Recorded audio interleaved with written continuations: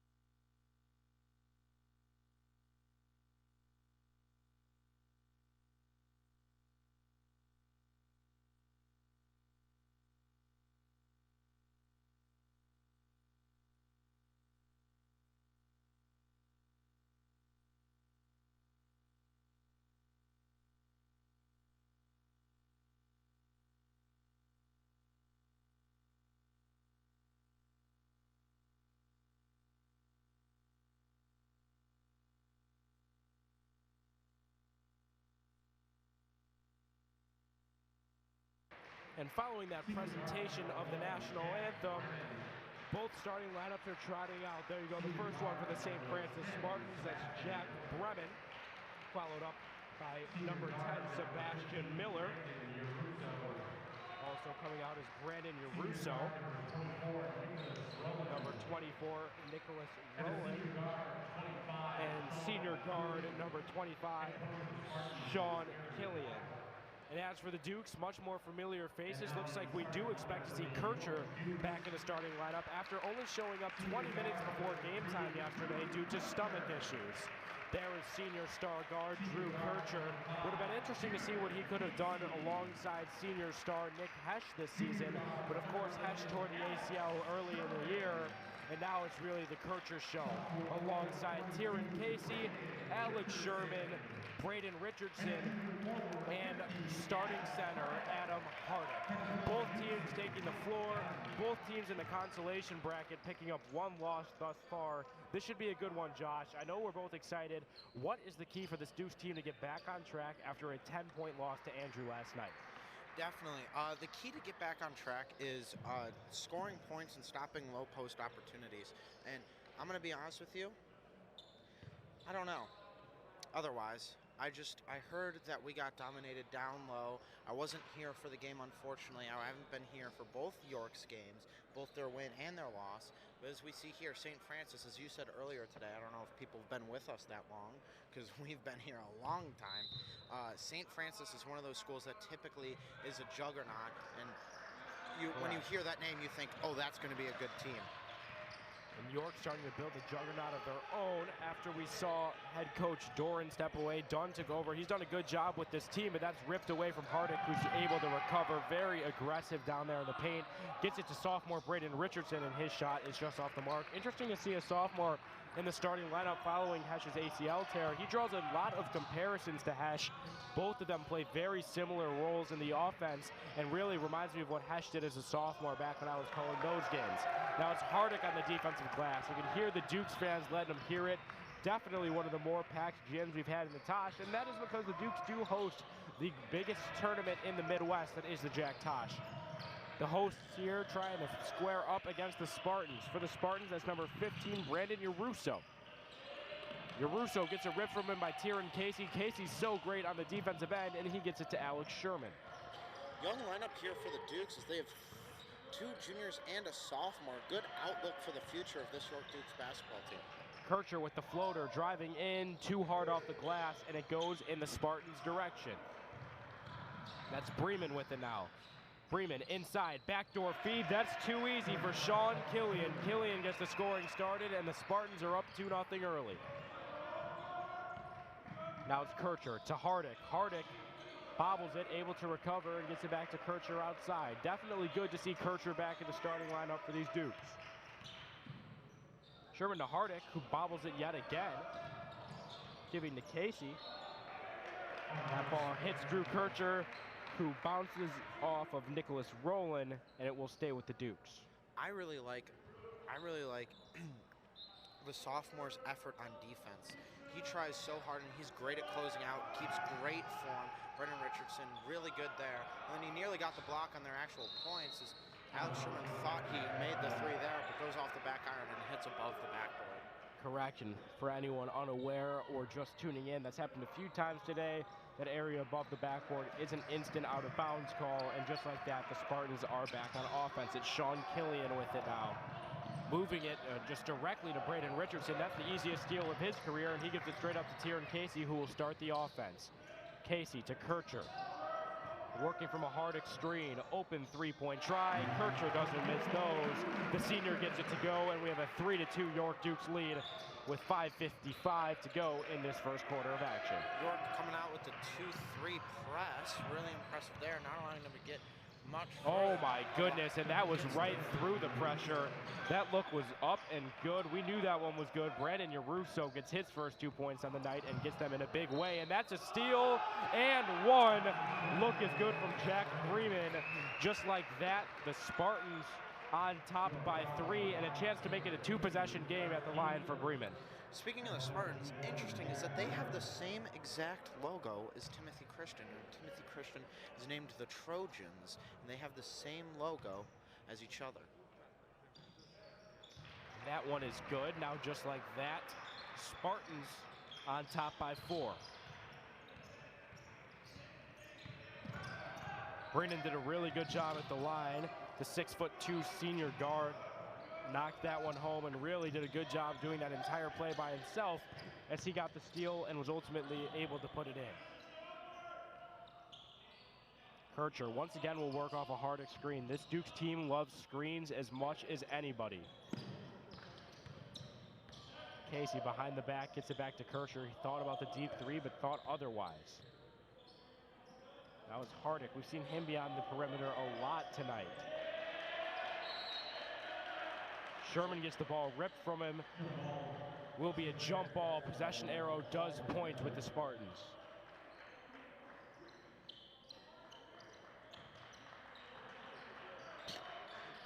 After the debacle at the end of the St. Patrick Batavia game, it seems like it happened again as the possession arrow was in favor of York, and then now after St. Francis just got it, the possession arrow still faces St. Francis. No, it faces York now.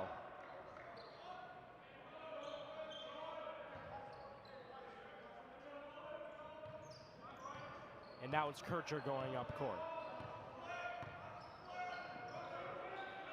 Trying to work against Richardson. Kircher, wide open 3-point jumper. Fell to the floor, hoping for a foul, didn't get it, but now it's Casey for 3. He was set up, and that's an air ball. Good recovery, though, from Kircher. Wow, Drew Kircher heads up play, gets the backdoor feed to Alex Sherman, and the Dukes now trail by a mere 2. Great cut there by Alex Sherman, really helping out. Great interception there. This Dukes team is playing heads-up basketball right now. 3 big plays by 3 big players there within 20 seconds of one another. And now it's Casey facilitating the offense. Gives it to Sherman. Sherman, the guy who we just saw with the heads-up backdoor feed. Now it's Richardson to Hardick to Kircher. A quick wing movement there. Kircher kicks to Hardick. Hardick puts it up through the pressure, gets it to go. This game is tied in 7. This is the loudest we've heard the South Gym today, as obviously, because this is at York. York fans have showed up and showed out. And that was an interesting look there. He had his teammate there for what would have been a slightly easier look if he could have fit it in between Richardson and Kircher. That's obviously much easier said than done. Now Richardson gives to Sherman. Dukes have 2 players ready to sub into the game. They've stuck with the same entire starting lineup for a long time with no clock stoppages. Kircher slithering towards the rim, and there's the clock stoppage. He'll go to the line to shoot 2, and the Dukes will see their first transitional subs of the game. It's actually 3 players coming in for the Dukes now. But first, we will have a timeout. The mask-mandated timeout comes with 2 minutes and 53 seconds to come in the first quarter. 7-7, AJ Swatek, Joshua Melvin, York Sports Network on the call. We'll be right back after this quick mask mandate intermission.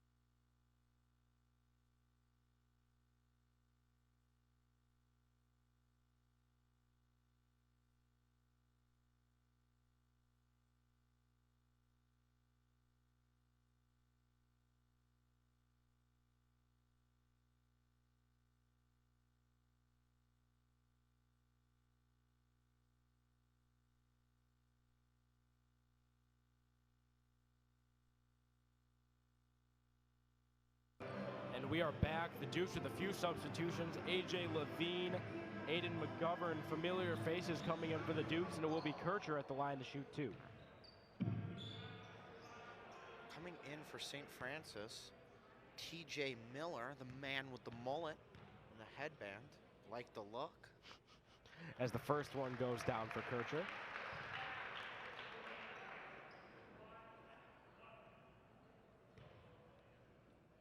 Seems to be the only change for Francis.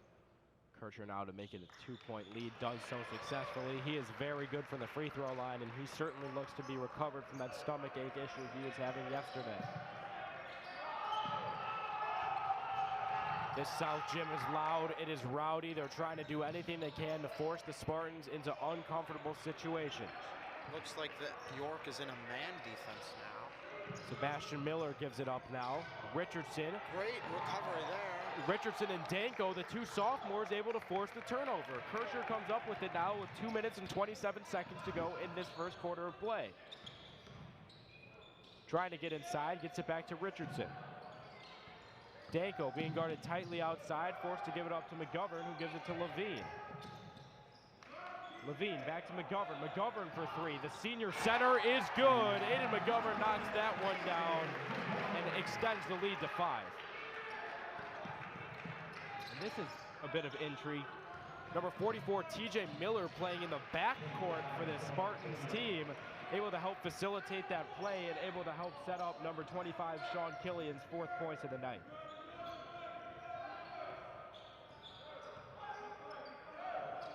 Now McGovern with it.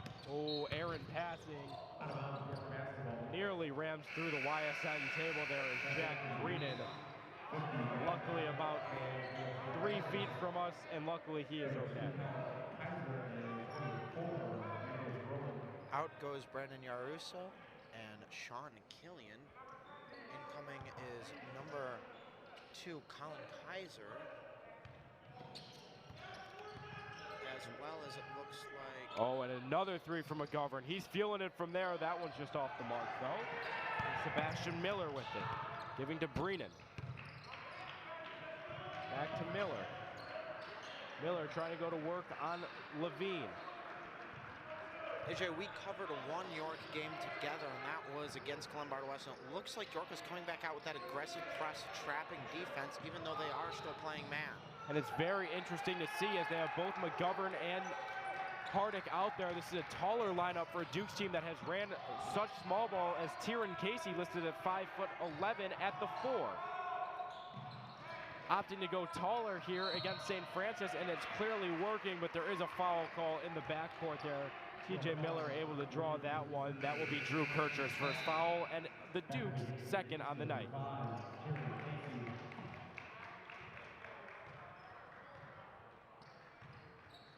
Into the game comes Tyron Casey.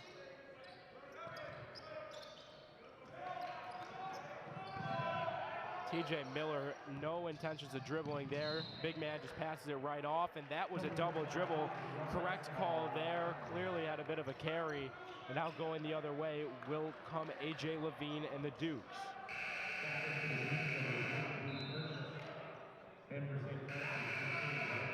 Still a 12-9 score as the sophomore Danko checks out. That was a bit of confusion there. The Dukes had 6 players on the floor for quite a while. Lucky that nothing was seen there as Dunn is able to get his players to the bench. Now Casey facilitating the offense, gets past the half-court marker. And that's a travel from Levine. He's not happy with it. That one was close. Regardless, it will be Spartans basketball trailing by 3. Danko coming out and the senior Peyton Stark coming in as well.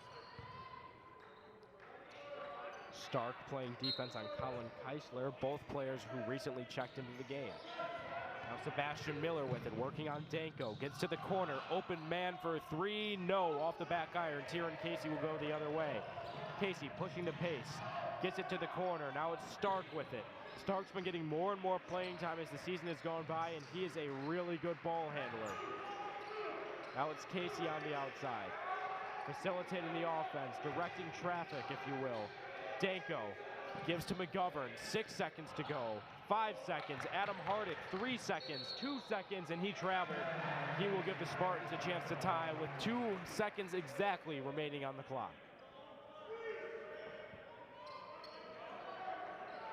Colin Keisler, the guy to inbound. See what they opt to go for in the situation. 1 second left, half court. He's just off the mark. Almost in. Little too hard, a little too low, and a little to the right there. But regardless, in a low-scoring defensive affair, the Dukes are on top 12-9. York Sports Network, your place for all Jack, Tosh, and York sports coverage. We'll be right back after this quarter intermission.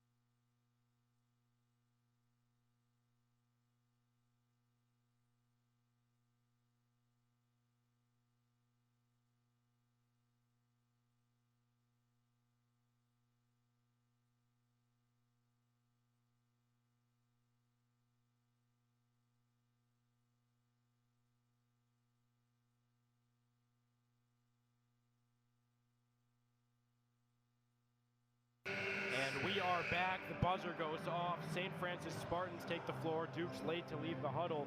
We'll see who's out here for the Dukes. See Adam Hardick taking the floor. Looks like they'll stick with Peyton Stark, Tyron Casey, Drew Kircher, and Aiden McGovern.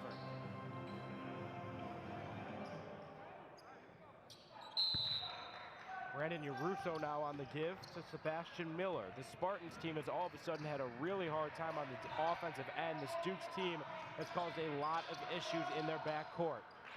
TJ Miller with it now. He wasn't a starter, but he has got extended time off the bench. Miller going to work on McGovern. Brandon Yarusso trying to get it down to Miller, but McGovern's doing a good job guarding him. They get it to Miller in the post. He's going to try to go up with it. He does, but McGovern's contest is too much. But an offensive rebound bounces in the Spartans' direction, and this time McGovern will come down with it himself. No, Miller able to steal it and go up himself. Wow, there has been a lot going on down there, but that's a travel on TJ Miller. Head coach Aaron Dwyer not too excited with that call, but there was clear movement in the base. And they are checking out McGovern because it looks like TJ Miller is just going after him, trying to bully him with the weight difference there and the strength difference, trying to get McGovern to just go straight backwards. I think if I'm McGovern, just trying to give a little bit of friendly advice, is that what you want to do is try and take a charge there. He's clearly just trying to use his mass and just try and back you down every single time and maybe set your feet and try and take a charge. And I like that idea because credit to McGovern, that is one of his better abilities. Everyone at York knows how good that he is at drawing charges. He's not afraid to take any form of back down. As you see a quick foul in the backcourt here, we'll see what the call is. It looks like it's on Peyton Stark. Stark gets called for the off-ball foul. Looks like he got a hold of his guy's jersey there. Now in the backcourt is Sebastian Miller. Miller trying to cut down on this three-point lead. This has been quite the defensive battle thus far. Miller stolen by Casey. Casey going the other direction, gives up to Kircher.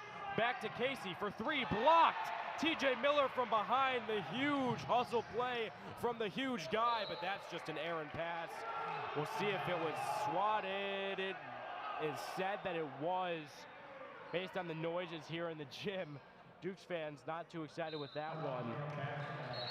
Oh, and there you go, the change of call. Following the moaning and groaning, it looks like the Dukes will gain possession. And it is Drew Kircher set to inbound. Kircher with the give to Casey, who gives straight back to Kircher. Now just under 6 minutes and 30 seconds to go in the second quarter of play. The Dukes still on top by 3 in a low-scoring affair. Hardick to Sherman. Starting lineup back out there for the Dukes. Sherman all the way inside, trying to slither by the rim, but can't. But luckily for him, able to recover and get it back out to Kircher. Kircher to Hardick. Hardick gives it to Sherman. St. Francis Spartans team making it really hard for the Dukes to get any uncontested looks. Hardick back with it up top now to Kircher. Dukes taking their time on the offensive end, waiting for a look that they absolutely adore. Well, I mean, they got the lead. They can take as much time as they want here. Regardless of the lead, they can take as much time as they want. This Dukes offense loves to take their time, and that's a kick ball that'll reset the offense there. Went off the foot of Jack Bremen. Hopefully can get a play out of this. A nice little, easy little layup on a backdoor cut or something like that. Off-ball screen. No screen. They opt to reset the offense. That's been working well. No turnovers being forced yet. That's another errant pass that was nearly intercepted. It is tipped out of bounds, and the Dukes will have another chance to inbound. Yet again, the Dukes not really opting to call any play off the inbound. They are just setting up their offense and taking their time. Taking a play out of Conan's book from earlier. No need to push the pressure when your team is so good at taking their time. Trying to trap Kircher here. Skip pass. Great pass from Sherman to Casey. Generates the open mid-range look. Off the mark from Casey, but a very lucky bounce. Ends up with Kircher, who gets it back to Sherman. Sherman for three. The high arcing shot, no good.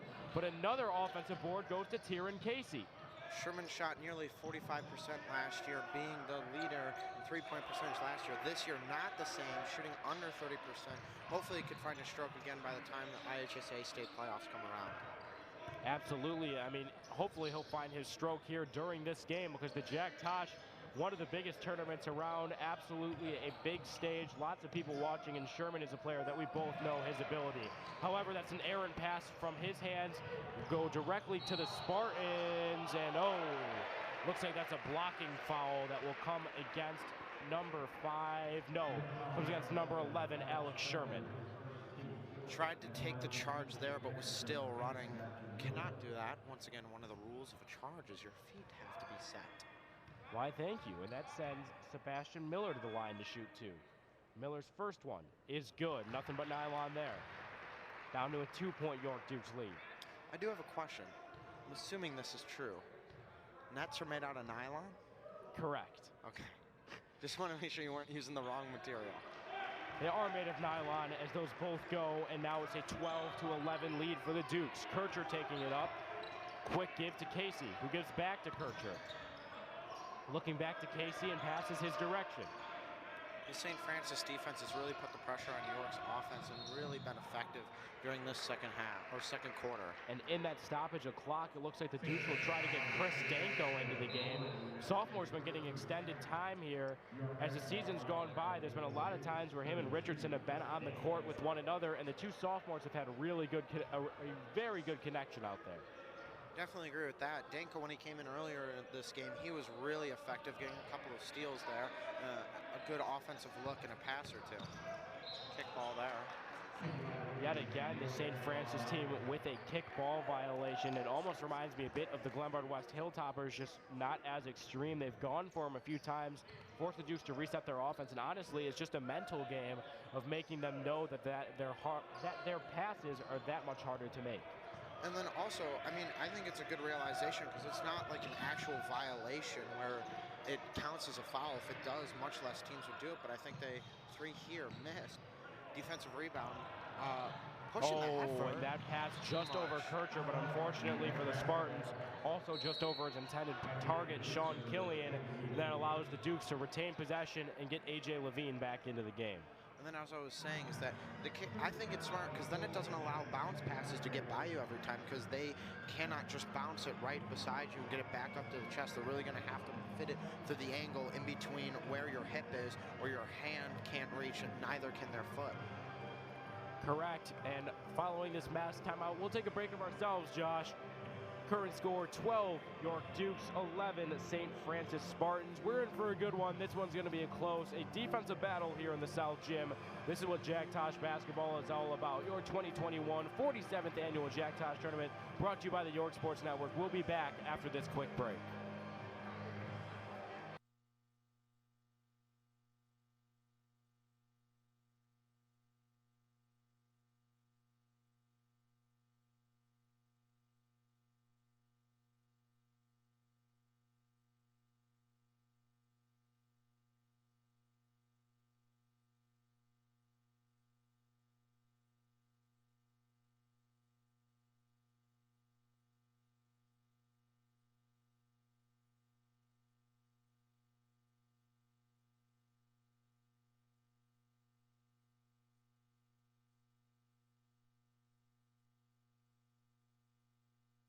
And now returning to action, it is Dukes basketball with just under 4 minutes. Looks like exactly 3:45 to go here in this second quarter.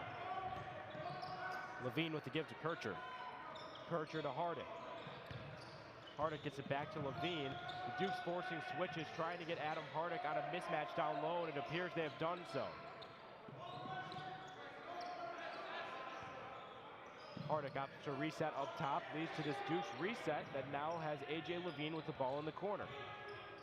Levine back to Hardick. This is the most I've seen Hardick beyond the perimeter in an entire game, let alone 2 quarters.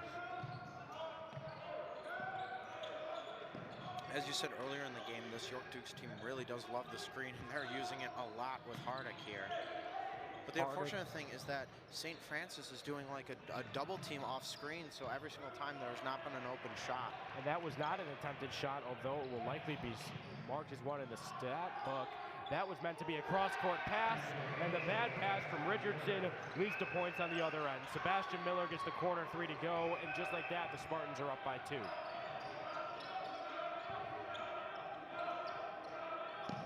Oh, wow. That was very hard contact there between Kircher and Bremen. It looks like the foul there will actually be called on Bremen. I'm not too sure exactly what he did. Looked like Kircher just honestly ran into him looking for the basketball, but regardless, there was an off-ball foul called, and now the Dukes come up with the possession. Don't understand why that was a foul. It just looked like both players didn't see each other around a screen and ran into each other there. As it looks like the ball handler, A.J. Levine, with some new shoes, the LaMelo Ball 1s there. Didn't he make a song about those or something? I don't know. Who knows? But A.J. Levine now from the corner. Puts a player on the floor. But good recovery there by number 10. That's going to be Sebastian Miller. Good recovery to make sure that step back that left his teammate stumbling doesn't lead to any points. Hardick gets it inside. He wants to go up with it, but the jump ball possession arrow does point in favor of the Dukes.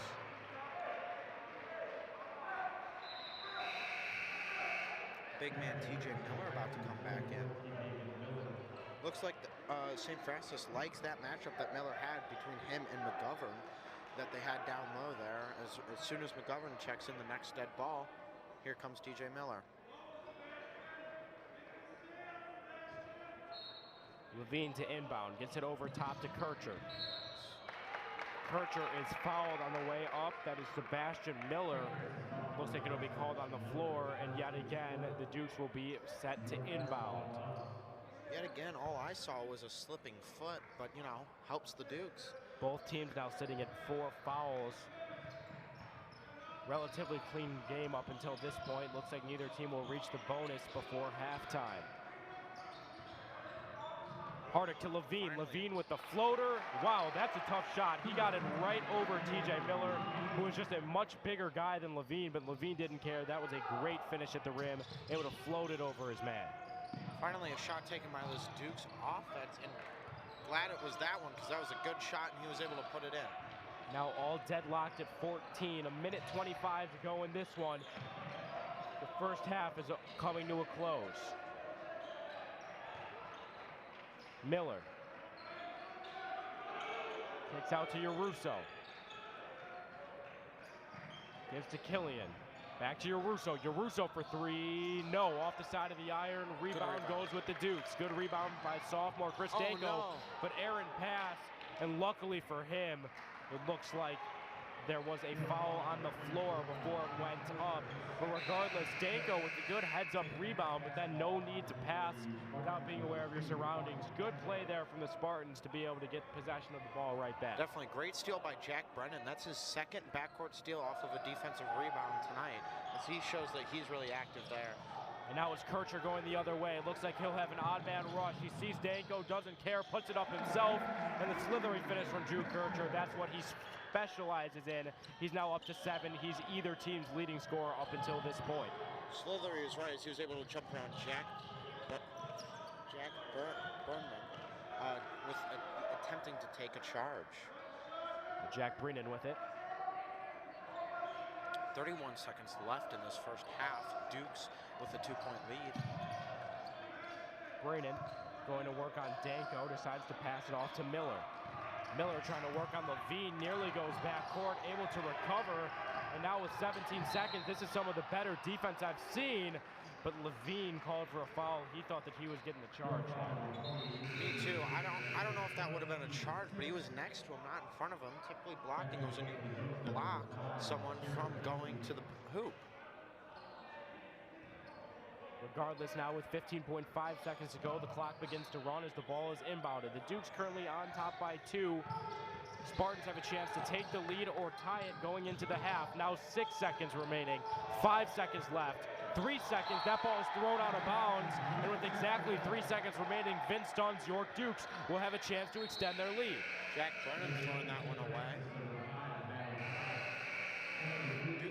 Dukes have 3 seconds to try and get something set up. Obviously, here comes the press from the St. Francis Spartans as they're trying to prevent the Dukes from getting any shot. Yet again, though, this Dukes team struggling to just successfully make a change on their bench. It forces a whistle. Take a long time to make a substitution there. Casey gets it to Sherman. 2 seconds now. Sherman looks like he'll be the guy taking the floating 3. It's good if it goes, and it goes. Oh my goodness. 19-14 will be your score at half. The buzzer beater from Alex Sherman. That was a great look. Really good finish from the junior, and that's the exact momentum shift that not only he personally needed, but the Dukes needed to get their fans into this one. Definitely, that was really cool. Reminded me of a big moment. If you guys are big March Madness fans, I know where you're going. He knows where I'm going with this. Second round, Florida versus Wisconsin. Florida comes down the court, almost 3 seconds left, gets a speedy guy like Sherman.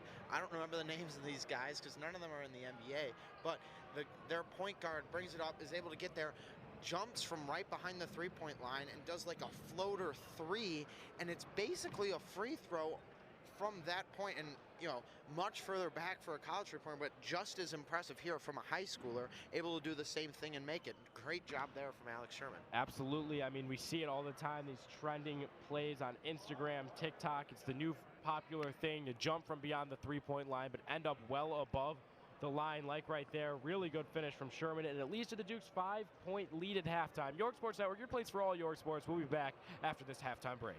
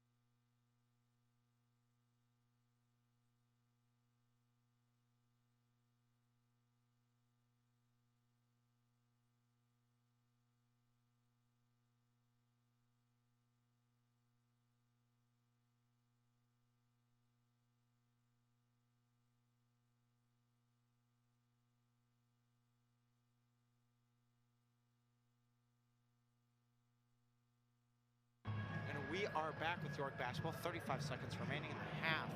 I would just like to give a quick shout out to the man on cam currently, Bobby Hessling, the guy accredited to starting York Sports Network here. Really thankful that he was able to come back out after graduating and help us here, as since AJ had COVID, the main leader and the president of YSN currently, not being able to run the majority of things from home on Monday and Tuesday, and then coming in today on Wednesday. Really thankful that he's been here and been able to really run everything well. And thank you so much for coming out here and helping us. I mean, absolutely. A well-deserved shout-out coming out of halftime. Was a senior last year, really showed me the ropes, helped me get involved at YSN, and helped me into my current presidential role now. So great to have him back, great to have him helping. And I don't want to say anything set in stone, but there are rumors swirling that you may be getting a booth consisting of him and also senior from last year, Gavin Hughes, for the championship game of this tournament. That's certainly going to be a fun one and a throwback for all YSN fans out there. St. Francis starts with the ball. And Sebastian Miller with it now, being guarded by Kircher in the backcourt. Forces the give to Yaruso. Gets it to the corner, that's Killian. Back up top to Miller now. Spartans desperately needing some points after that huge Alex Sherman three to end the half. Getting Great inside, steal. but Kircher able to get a hand in there and steal it, and he's just going to outpace him. No! Good, that's what I like to call a good foul there. Really forced Kircher to get the points at the line rather than being able to just go right off. Smart foul there from Sebastian Miller. Already his second, though, only the team's first of the half. Definitely.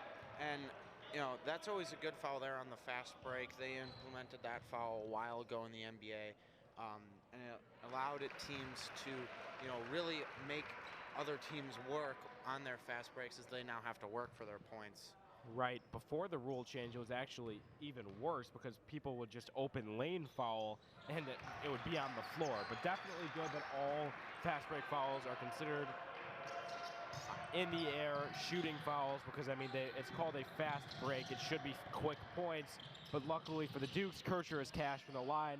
He's up to 9 points on the night as he knocks down both of them from the charity stripe. Great deflection there. York Dukes have had really, and then of course again, Casey there with very active hands, a lot of deflections, a lot of steals in today's game.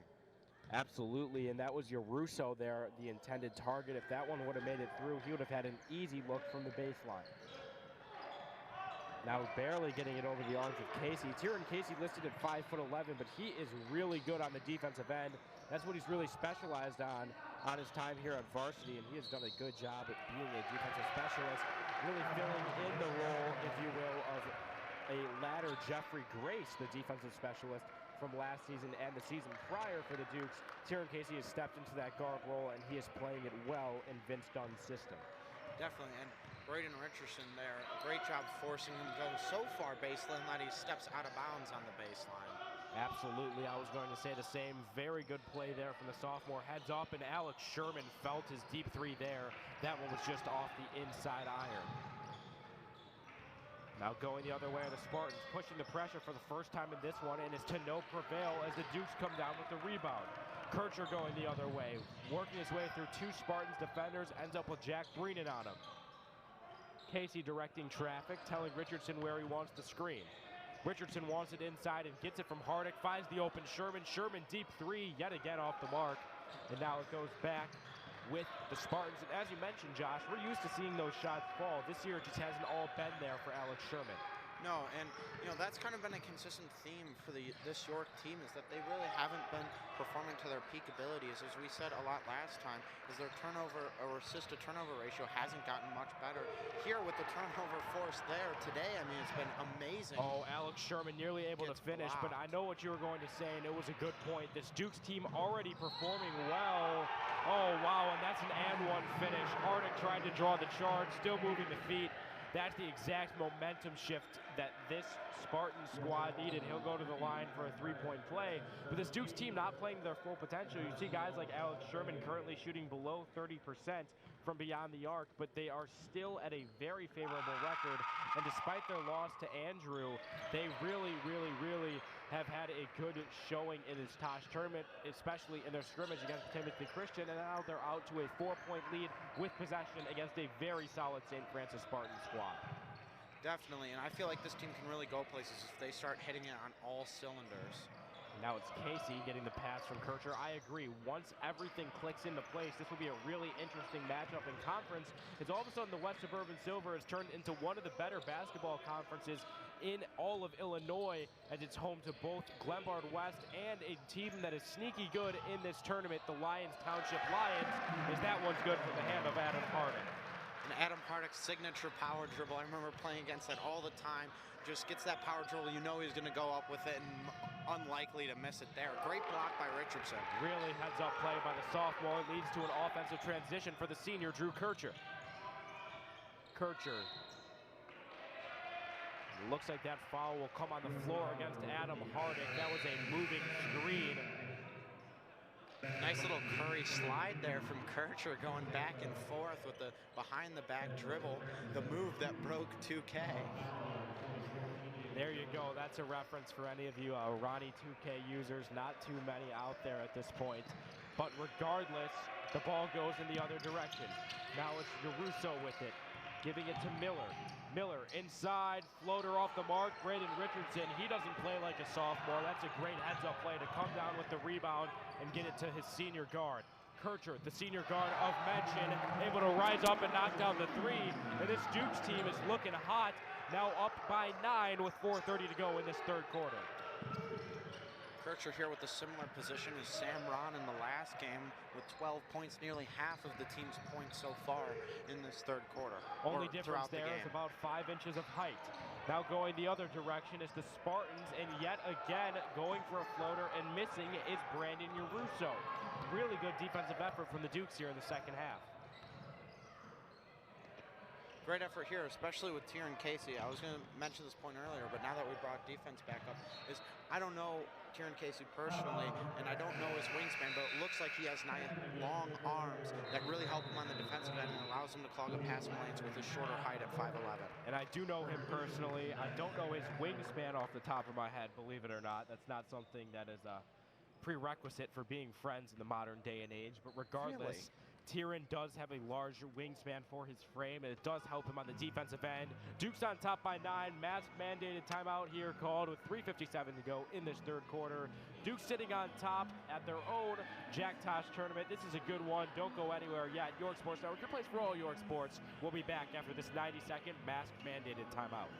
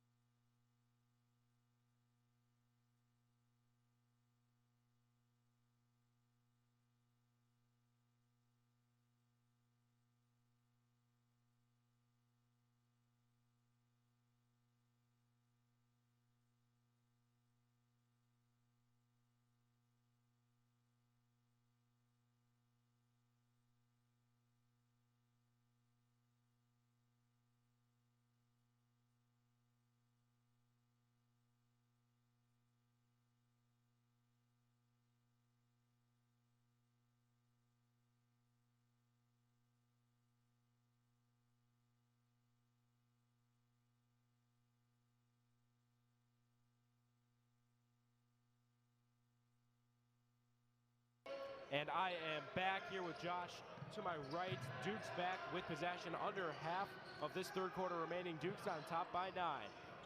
Kircher now going to work against his defender. That's number 10, Sebastian Miller. Dukes with a 9-point lead. Giving to Casey. Casey to Hardick. Kircher trying to go to work. Another behind-the-back move. He gets the mismatch that he wants. That's big man TJ Miller on him out there. Kircher, step back, bang! Drew Kircher draws the mismatch and takes advantage, makes the mid-range jumper, and makes it look easy against TJ Miller. Now on the other end is the Spartans in a desperate need of a basket, trailing by 11. Sebastian Miller with it. Miller gives to Lizan. First time we've seen him, he gives it to his teammate Greenan, and that one's off the mark. Kircher here now officially with 50% of the points scored by the Dukes. 14 of the 28, that is for Kircher. Hardick gives to Kircher. This offense has ran through him at the wing, and Hardick has done a really good job generating open looks and mismatches. Kircher, another mid-range jumper. This one not as successful. It's Brennan going the other way. Brennan gives to Kaiser. Good strategy here by Coach Dunn out of the break, as York was really getting bottled up by that switching defense here by St. Francis. Since they're all similar players, they were able to switch around on defense off the screens, and then they're trying to take advantage and get the mismatches that they want. That was a really nice over-the-head feed there, but TJ Miller, not able to take advantage as Hardick and Richardson close in on him on the double team. Miller not able to have the court vision to find his open teammate there, and that leads to a Duke's possession yet again. Out comes one sophomore, comes in the other. Wait, no, Richardson is still on the floor. Looks like Casey and Hardick went out. Correct. For Denko and McGovern. Senior and junior come out there for another senior and sophomore.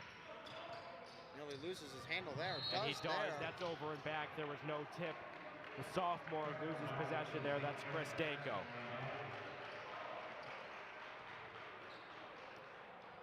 Following that lapse of judgment there, it leads to a Spartans basketball, and it's Jack Brennan with the ball. Brennan calling the play. Gets it into Miller. Will be interesting to see what happens in the front court here after there was a clear play signaled for by Brennan. Brennan gets the ball himself. Gives to Miller in the corner. Miller gets it inside to Miller. Great defense there. And that's a recovery by TJ Miller. Able to force a jump ball. Possession arrow does face with the Dukes. They'll get possession. And although it was a good recovery by the older Miller brother, TJ, his younger brother there, Sebastian, not having the smartest, not having the wisest play there to just kind of put it up, force his brother to dive on the ground, and ultimately lead to a jump ball. Great play there by Denko, able to get under the bigger man and get his hand on the ball to create a jump ball. Now it's Levine going to work. Off of the double screen, that's something that Dunn loves so much up top. It leads to open looks, and Richardson's open, but Danko's not open to see it. Levine, textbook step back, not a textbook finish though, that's an air ball. Now heading the other direction, that's Yaruso. Yaruso being guarded by Danko. Has an open teammate, but Levine able to come help trap. Good heads-up play by Levine, who steps out of bounds, and it will be Spartans basketball. Levine, though, really good job closing out on that trap. If he wasn't there, Spartans would have had a wide-open look up top with Yaruso. Yaruso now the man at action. The Spartans team having a really hard time generating any open looks, but do so here doesn't lead to any success. Kaiser's look is off. It will be Duke's basketball. Looks like there was an off-ball foul called on number 10, Sebastian Miller. That's now his third foul. Doesn't look like they'll have to check him out of the game, though. The St. Francis team has gone to their depth very often. I'm surprised to see them keep Miller out there in this situation, Josh. Definitely. They've kept Miller out there through a lot. Sebastian Miller has been here pretty much the whole game. Clearly a lot of faith in him and his brother off the bench, TJ Miller. And now with 48.3 seconds remaining, they will keep him out there, just opt to let him play throughout the rest of the quarter. Can't afford another foul from him, though.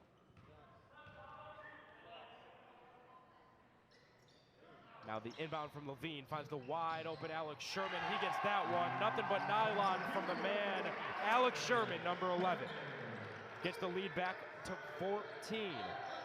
Spartans team really struggling on both ends of the court right now. Held to 17 points almost through the entirety of the third quarter.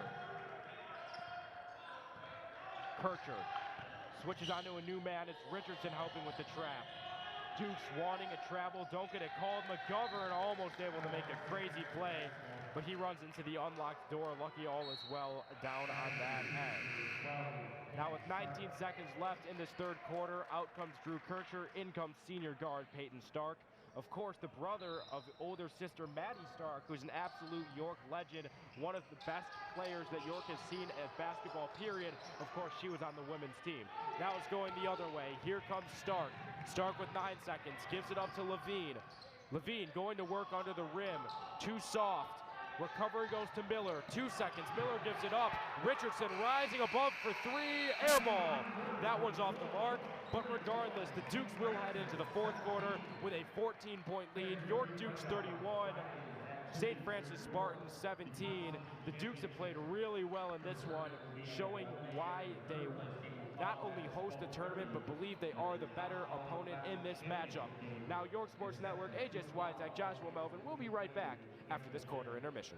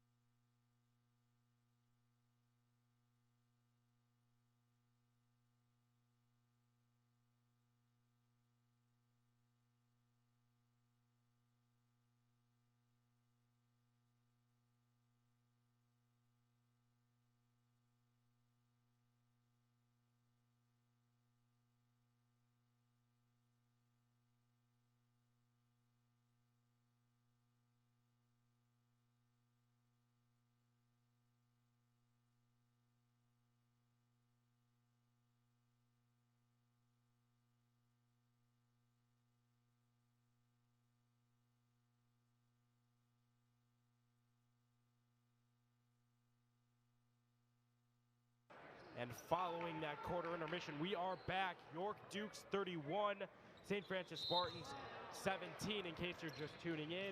It's been nothing but Dukes since halfway through the first quarter. They have really looked sharp, and they've pulled away from this Spartans team. But as for the Spartans, if they want to get themselves back into this matchup, it starts on the offensive end. They have been all but inept down on this end of the court, and we'll see if they're able to make a change here, and they're not. That shot goes in between the backboard and the rim. Recovery goes to Hardick, and he passes down court to senior guard Peyton Stark. Stark going to work now. Gives back to Hardick. They've really used Hardick as not a focal point, but as like a fulcrum between the strong and weak sides of the offense as a passer at the top. Absolutely. Of the He's done a really good job role-playing tonight, setting really solid screens and causing a lot of mismatches. He has had a really good stamina pull for being such a good guy. Big guy, that is. He is out there a lot from beyond the perimeter, and he has really impressed, I know, both of us tonight, as we've talked about with the microphones off. And now it's Kircher giving to Sherman. Stark with it, going to work on Brennan. Giving to Hardick, who gives back to Kircher.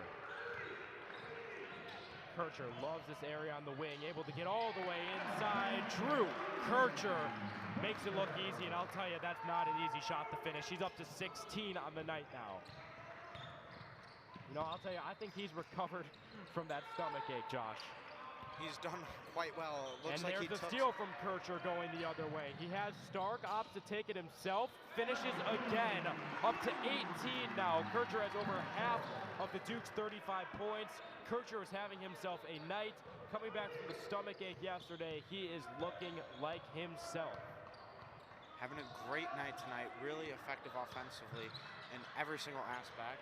Adam there with a great wow, Adam Hardick will get the credit for that one, but that was facilitated by Peyton Stark. Hand-in-the-face defense, forced the errant pass, and who else but Adam Hardick to take advantage of it. He has really come into his own, into his role in Vince Dunn's offense and defense this season, and he has really impressed tonight.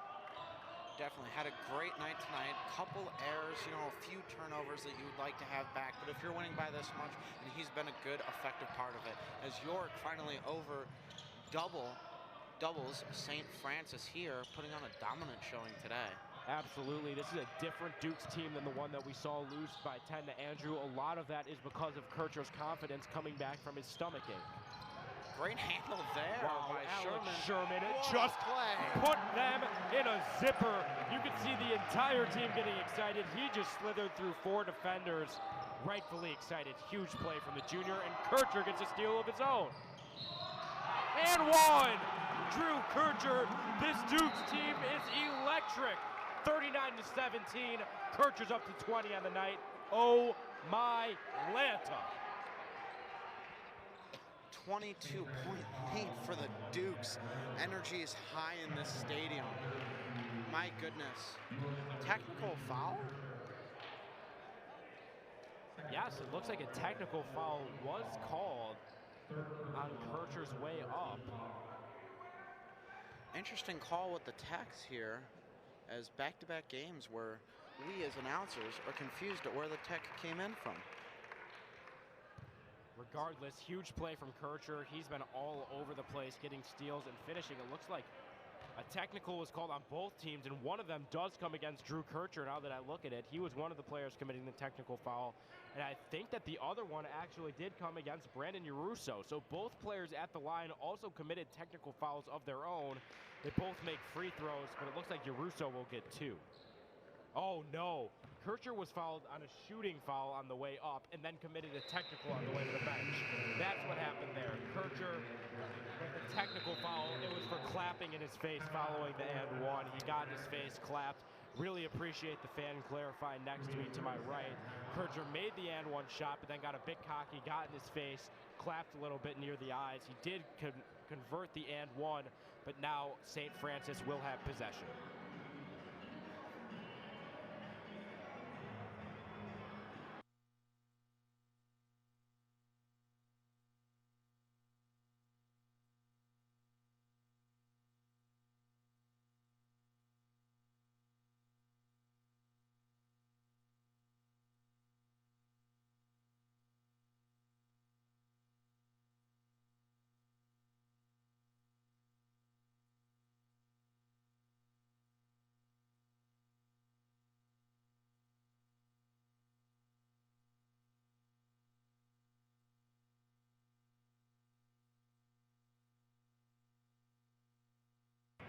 Following that timeout, we are back. The Spartan set to inbound is William Lisen. Looks to be the 8th option on this squad. Jack Brennan with it now. He's been out there all game. He needs to get something going, and something going fast for the Spartan squad.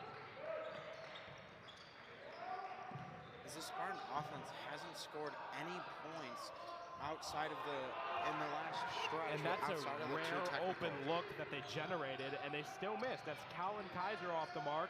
On the other end, Alex Sherman wanted a 3 of his own. He's off as well, but Tieran's able to get it back out to him. Great catch there, going the opposite direction, one-handed behind the back catch to save the turnover. And now McGovern with it. Going to work, it's Casey outside. Fakes the give to Levine, gets it to Sherman, who does end up going to Levine. McGovern with the indoor cut. This Duke's offense is in no kind of rush to do anything, up by a solid 21-point margin with just under 5 minutes to go in this quarter. Hardick left unaccounted for, wide open, great court vision from A.J. Levine, and an even better finish from Adam Hardick. That's something you really love to see, especially during a trapping defense. Something you typically see from a bigger playmaker like Sam Ron from the last game.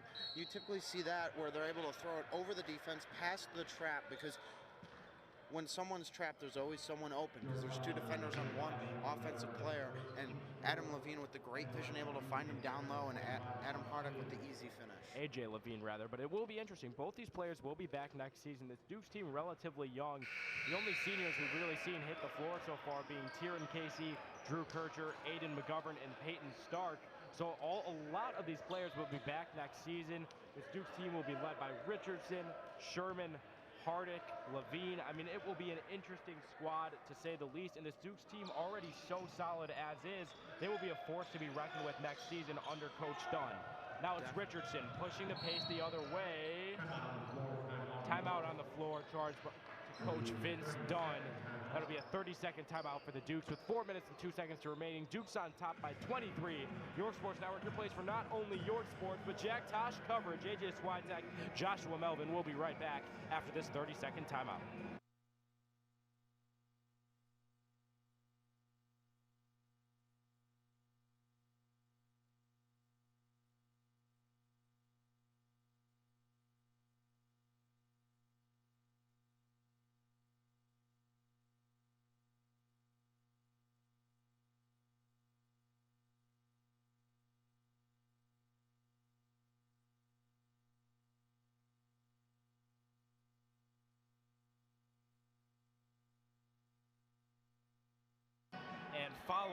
30-second timeout charge to Vince Dunn and the Dukes. They will retain possession with 4 minutes and 2 seconds to go in this fourth quarter of play. Kieran Casey going to work, gives it to Kircher. Back over top to Hardick. Hardick being guarded by a guard. That means there's a mismatch somewhere out there, and it looks like it's on Danko. Danko left unaccounted for in the paint. Kircher unable to see him. Nearly turns it over. Oh my goodness, that's an athletic recovery. That was a play and a half. Regardless how much you're losing by, Sean Killian just put his entire body on the line, able to dive out of bounds, get a recovery for his teammate, and ultimately facilitate both of those points on the other end. Nearly took out our soundboard in the process. Thankfully, so far, none of our equipment has been damaged by players putting their body on the line or the basketball itself. We've probably come going to be a charge there. We've Yes, come it is. close a few times to getting knocked out, but so far no more damage done than what was done during the football season with the slushy incident. Believe it or not, if you are a loyal YSN viewer, you may know the reference there. But regardless, with 3:15 to go, a charge is called against the Dukes. St. Francis Spartans will take over possession, trailing by the exact amount of points they have on the board. They're trailing by 21, which just so happens to be the exact amount of points Drew Kircher has thus far as well, Josh. Yes, Drew Kircher matching the score of the St. Francis Spartans. You never want to see that if you're a high school. You never want to see an opponent score just as much, if not more, if this game goes on this way. And Drew Kircher is able to stay in the game, then possibly could lead to St. Francis being outscored by the senior guard. Absolutely, the senior putting on a show following his illness yesterday. With 3:15 to go, York Sports Network will take a quick timeout while these teams take a timeout of their own. AJ Swantek, Joshua Melvin on the call. We'll be back after this timeout.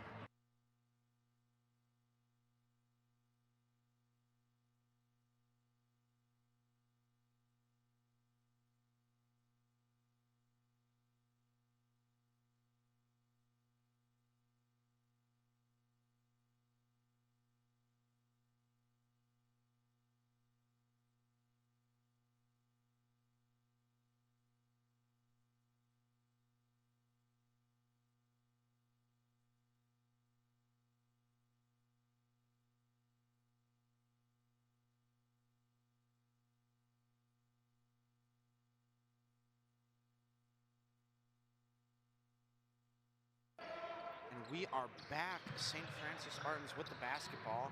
Duke's still playing a man defense, not as much press as they were doing before earlier in the game, as they are up 21. Charge called. No, I think that was a blocking foul called, Josh. That would be an and-one finish at the rim. Really good heads-up look. That foul comes against Kieran Casey, only his second on the night. Now the Duke's sixth foul will send this Spartans team to the bonus. Looking to complete the three-point play is William Leisen. And if you are not only a fan of the Spartans, but more so a player, this is just a time where you're trying to find something to build on. Ultimately fully eliminated from the Tosh tournament now. Now is the time for them. Oh, as Hardick misses an open layup, but Kircher is there. That's a senior play. I mean, just being down there to put up a look like that. But now as you see a timeout called yet again by the St. Francis Spartans team, Coach Aaron Dwyer is certainly just trying to give this team something to build on for the future. Trailing by 21 points to the York Dukes, obviously not ideal, but this team has a lot of talent, led by Jack Greenan. I mean, they have a long season ahead of them, and this team still is competitive within their conference. And as you mentioned, they're a powerhouse in multiple sports. So this St. Francis squad looking to get something to build on here as this fourth quarter comes to a close, Josh. Definitely, and it looks like York, with 2 minutes and 50 seconds remaining, is really not going to throw in the towel, because like I've said before with high school basketball, no one stops trying, because these players at the end of the bench are trying to get starting roles as entirely bench players come out. All these players trying to get a starting role, trying to get more minutes, trying to get in the rotation, so they're going to be trying their hardest, but they just aren't at the skill level of the starters and people in the rotation just yet. Absolutely, and in comes a lot of the younger players. In comes Simon Redford, incorrectly listed on the roster as a senior. He is not one. He's a sophomore alongside alongside Adam Marty. Tommy Van Duff out there as well. A fully new face group for the Dukes, and that's an intentional pick ball. That's became so popular in seemingly a couple weeks here. Glenbard West did it. It made Slow Shea, which is practically for them the I mean, at this point, it's the equivalent of the cover of the newspaper. I mean, Sloche is what Midwest basketball is at this point. He's at all the outings. He's been at the Tosh already this season. And, I mean, ever since Glenbard West started, and all these teams now going for the kickball. And as you mentioned, I mean, as long as there's not a foul involved, it's honestly a good way to recover on defense. So I'm surprised that I'd never thought of it this way before. I guess you could say the Hilltoppers opened my eyes. But, I mean, it's honestly turned into a viable strategy here, not only in the tournament, but in all of Midwest basketball. Definitely great move and seal off there, dribble by Redfern. It's all bench players here for the Dukes. That's senior Nick Mattis giving it up. Redfern with it now. Yeah, definitely when you're speaking about Sloche, I mean, nowadays, don't want to sound too, like I'm trying to be too old, but nowadays no one really pays attention to the newspaper. No one really looks at that. And I wouldn't say nobody, but our generation certainly looks more to social media at this point than the newspaper. And Sloche is one of those growing media, honestly, figures, and he really covers all of high school basketball. So when someone like Glenbard West, who is the #1 team in the state, gets recognition, everyone takes watch, and it's been seen on display here at the Tosh with multiple tournament games rather. Teams going in for intentional kickballs on the defensive end. Definitely, and then to continue more with Sloche, my engineering teacher, Mr. Egan, here at York, made a great point that he really likes Sloche because it allows guys to get a lot of vision to their games. And he pointed to the example that there was this player, I don't remember what high school they played for, but it was a linebacker for high school. Going into his senior year, 0 offers, got posted on Sloche a couple of times. College recruiters who are following Sloche with their 72,000 followers, congrats on hitting that today, as they have so many followers that some of them are college recruiters. They looked at that, they go back and look at this kid's film. Bada bing, bada boom. 12 offers from bada D1. Bing, bada boom. 12 offers, and that's just the power of Sloche, and it's really helping out these kids. For anyone who isn't aware of what Sloche is, it's a social media account on both TikTok, Instagram, Twitter, and Facebook. He posts highlights from all sorts of Illinois events, mainly football, basketball, and baseball. He's there, he's getting film, he's covering the sports, and as you mentioned, it's been a really nice way for people to get publicity in a multitude of ways. And helps these kids at smaller schools that are really talented, that don't get as much vision as like the bigger, more famous schools. Absolutely. Really good opportunity for schools across Illinois to show off their talents. We saw plenty of Jack Tosh coverage on his account coming from the school Leo, and I have to say, I wasn't fully aware of where they were located or who the school was coming into the tournament. Leo has hands down the coolest basketball uniforms I've seen at any level, and they just put up a fight against Glenbard West Hilltoppers today, who are the #1 team in this tournament. Definitely lasted a bit longer than this Dukes team. This Dukes team played really competitive for about a quarter and a quarter of a quarter, as they played really well for that amount of time before Glenbard West's superior talent and length and so on and so forth that we could go on and on about pulled them away, and then Leo was able to do it for a half, and then Glenbard West pulled away. And I mean, that is nothing to scoff at. Being able to stay with, I mean, seriously at this point, a Division I college team for an entire half of basketball, our hats go off to Leo. They put up a great performance, and honestly, I've got to say that at this point, their uniforms are some of my favorite at any level for any sport. But as for the matter at hand, we're down to 50 seconds remaining. Duke's still on top by 21. Both teams letting the bench getting some minutes here, as that's a good heads-up play by Redfern. Everyone trying to prove a case of why they deserve more playing time. Redfern does so there as he gets the pass down court, but Malamis just misses that one. Under 30 seconds to go now. Duke's still on top by 21. That one hits the iron twice and goes off. The lead will be cut down to 19 as #3, Luke Ahern, gets it to go. 15 seconds left now. Adam Marty going down the court. Looks like he's just going to, there's going to be some defense play. I thought they were just going to dribble it out. But as you mentioned, at the high school level, it often goes buzzer to buzzer. Every player trying to make their case for why they deserve more minutes. And here we go. Final score, York Dukes 44, St. Francis Spartans 25. This was a great one and a great day of basketball, Josh. I had a great time announcing games with you from seriously 10 in the morning to 10 at night. I had a great time. I appreciate everyone coming through. I'm sorry if I sound tired, because quite frankly, I am. But the York Dukes walk away with the win. They will move on in the consolation bracket. As for St. Francis, They are officially eliminated, but they will have one more scrimmage game tomorrow.